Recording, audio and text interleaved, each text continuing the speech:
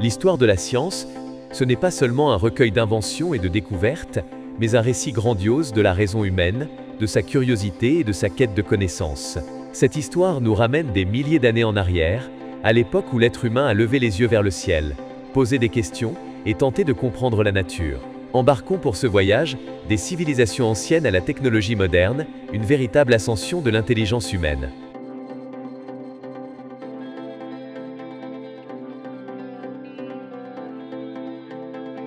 L'Égypte ancienne a jeté les bases de l'astronomie, des mathématiques et de la médecine. Les pyramides ne sont pas seulement des merveilles architecturales, elles témoignent de l'application de la géométrie. Les Égyptiens ont développé un calendrier solaire de 365 jours, basé sur le mouvement des étoiles. Des documents comme le papyrus Ebers révèlent une étonnante compréhension du corps humain.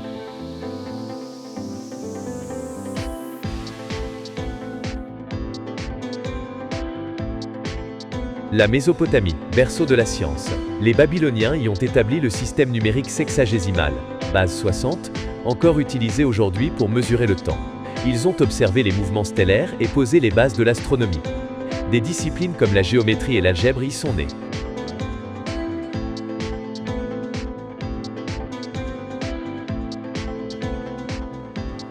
La Chine ancienne a offert au monde des inventions majeures comme la poudre à canon, le papier, la boussole et l'imprimerie. L'acupuncture et la médecine par les plantes y sont pratiquées depuis des siècles. Les scientifiques chinois ont aussi consigné des archives astronomiques remontant à des milliers d'années.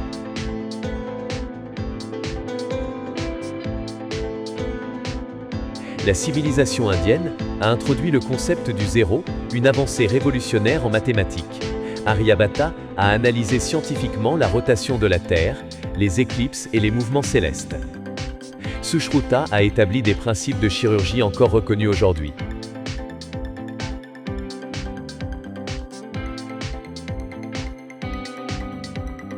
Les philosophes grecs ont donné une base logique à la science.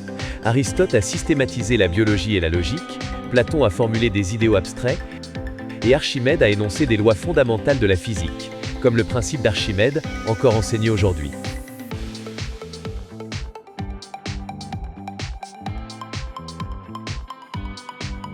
Du 7e au 13e siècle, le monde islamique est devenu un centre de savoir et de science. Les connaissances grecques, indiennes et perses y furent traduites en arabe.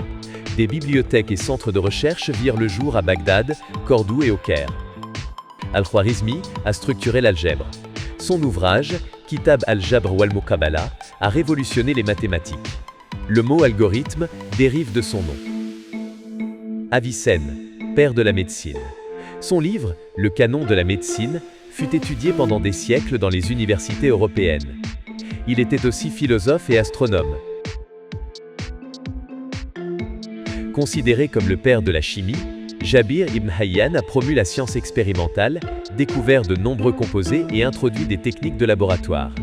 Al-Biruni a calculé avec précision le diamètre de la Terre. Il a posé les bases de la mesure du temps et de la géographie.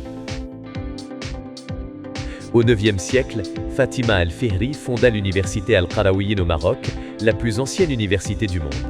Elle ouvrit les portes du savoir aussi bien aux hommes qu'aux femmes. Ibn al-Haytham a réalisé un travail révolutionnaire dans le domaine de l'optique. Il a mené des expériences sur la propagation rectiligne de la lumière, la réflexion et la réfraction. Sa méthode d'investigation a jeté les bases de la méthode scientifique moderne.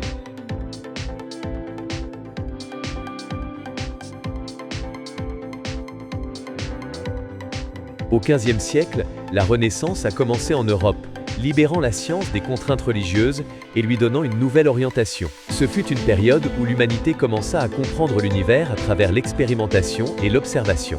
Durant cette époque, les arts, la philosophie et la recherche scientifique connurent un développement remarquable.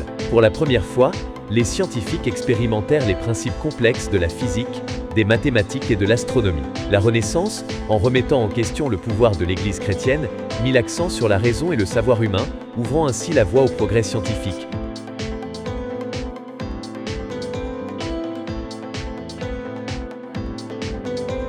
Nicolas Copernic, un astronome polonais, présenta pour la première fois en 1543 le modèle héliocentrique, dans lequel le Soleil était considéré comme le centre de l'univers et la Terre, comme une planète tournant autour de lui. Cette théorie défia le modèle géocentrique, vieux de plusieurs millénaires, qui plaçait la Terre au centre de l'univers. Cette découverte révolutionnaire transforma tous les domaines scientifiques, et les travaux ultérieurs de scientifiques comme Galilée et Kepler vinrent confirmer la validité de ce modèle.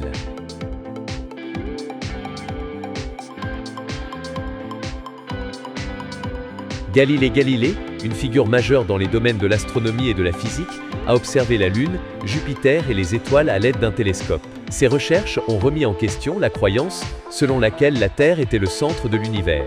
Galilée a démontré que la Terre et les autres planètes tournent autour du Soleil. Ces découvertes révolutionnaires ont non seulement ouvert de nouvelles perspectives en astronomie, mais ont également mis en lumière l'importance de la méthode scientifique. L'arrestation de Galilée et les pressions religieuses exercées contre lui ont encore renforcé la nécessité de la liberté de pensée scientifique en Europe.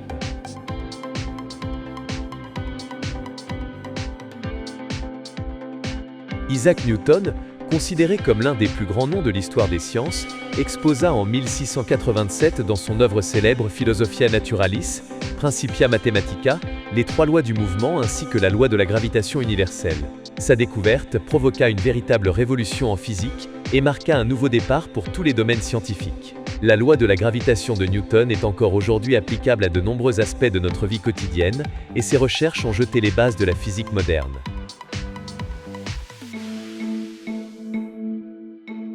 Le 19e siècle transforma la science en une force industrielle.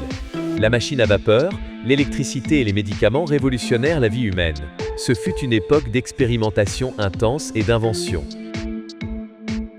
Darwin a présenté la théorie de l'évolution, selon laquelle les êtres vivants s'adaptent à leur environnement au fil du temps. Cette théorie a été une révolution en biologie, offrant une nouvelle perspective pour comprendre la vie.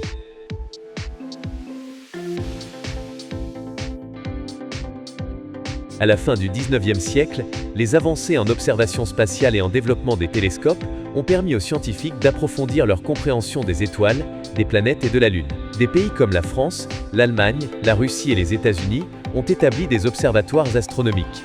La cartographie de la surface lunaire, la classification des étoiles et le développement de théories sur l'univers au-delà de la Terre ont vu le jour durant cette période. À la fin de ce siècle, les bases de la compréhension de l'espace étaient posées, ouvrant la voie à la course à l'espace du siècle suivant.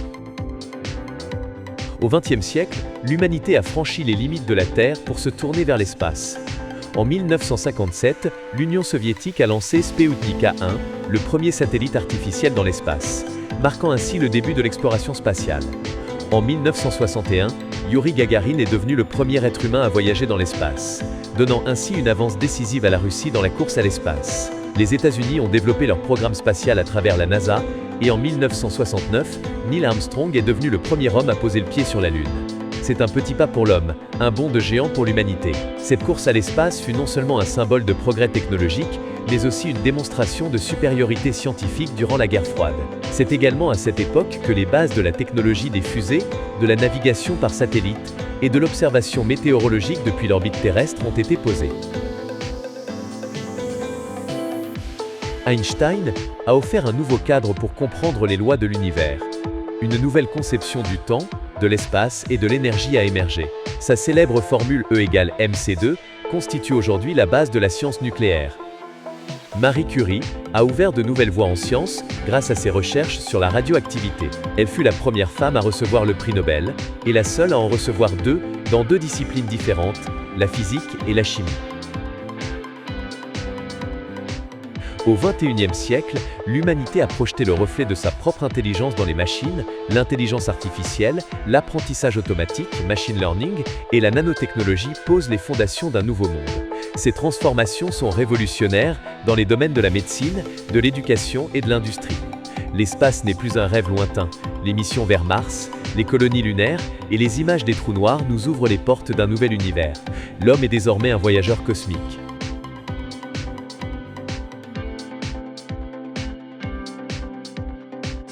Le voyage de la science n'est pas terminé. Chaque question mène à une nouvelle quête, chaque théorie ouvre une nouvelle porte. C'est la curiosité humaine qui nous pousse toujours vers de nouveaux horizons. Rejoignons nous aussi cette aventure, car l'apprentissage ne s'arrête jamais.